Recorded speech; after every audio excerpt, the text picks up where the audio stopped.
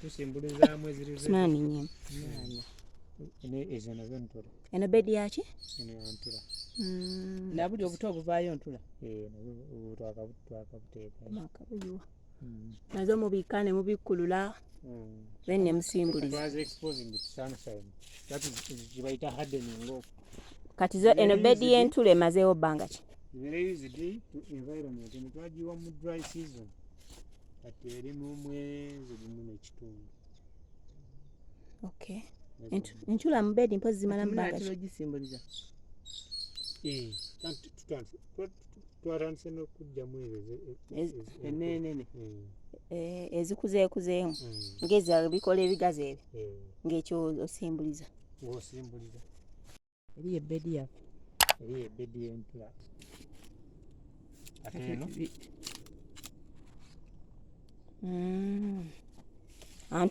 Ntula. Eno ntula. Garden egg. Garden egg. This is a garden egg. Eno enjeru. Export.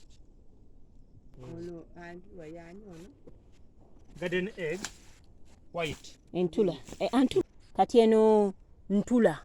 Eno ntula. Sofa kati buno buli ku myezi emeka? Oba weeks emeka? Kati already butuuse okutransplantinga. It is under transplanting. They are going to transplant it today evening. Today evening babumalemu. Kati mpozi nga bw'ogambye nti okayero kasito n'ogitwala main garden n'ogiwa ekiriisa nga kabula. Ejattaninga. So entula yo myezi 2 mu bed nga yi transplant. Kati wanene wagendawo obusigo bwenkana ki obungi? Mweno bed. Kisinziira kubanga tubulina kubanga buli so squeezed. Okay. Olina okubuwamu ku ka space.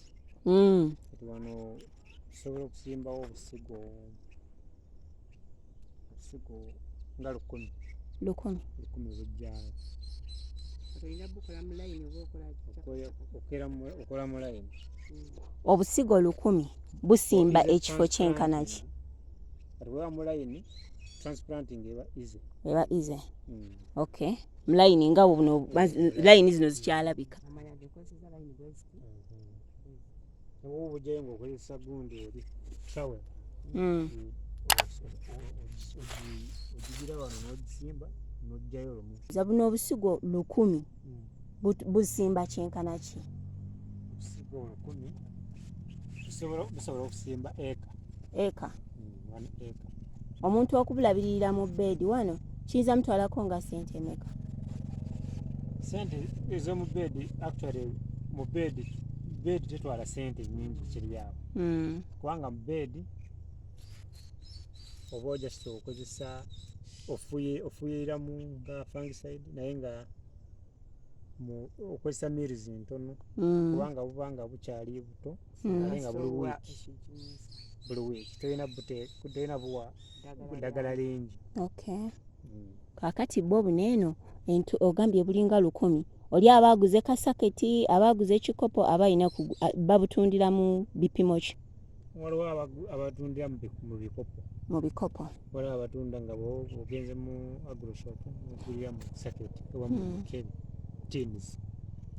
Kati entula ensigo abayinza omanyiko boyinza ow'amagezi gye bayinza otandikira abaagala ofuna ensigo? Ensigo weeri waliwo abazi preparing bazitunda. Ng'eno tulina omusajja waffe azikolako. Azigira bulungi era zonna nga bwazikuwa zonna zivaayo. Azitunda atya?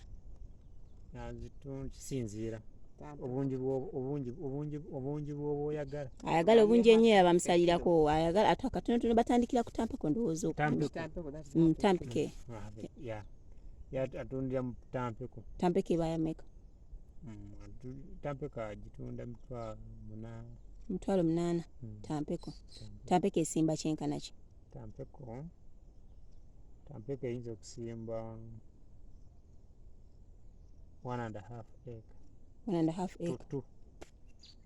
1.5 to 2 acres. Ogambye kati eyo seed ebanga eri gundi nnyo tojja kufa kubanga obumoyizi obusinga ne butamera.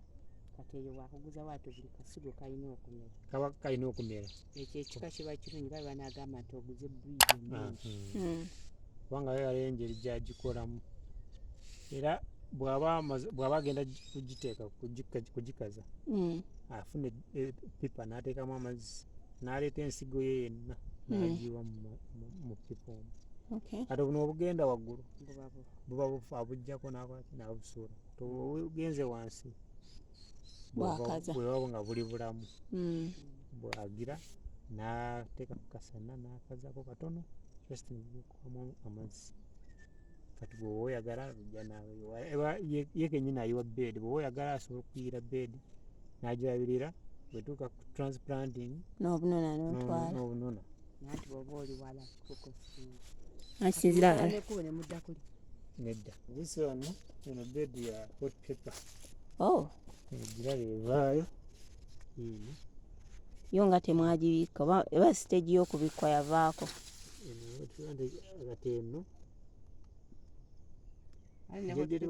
awamu bwayiika bungi era twakola gundi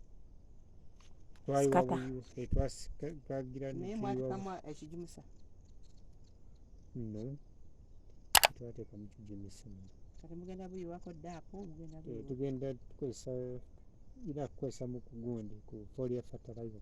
Kati nga olaba bwe bwasooka okuvaayo bwobukuze kanga wali mukaso. Waliwo n'egundi endala ensigo ze tulina eziri red era ziri eri ennimiro eryawo wansi ya hot.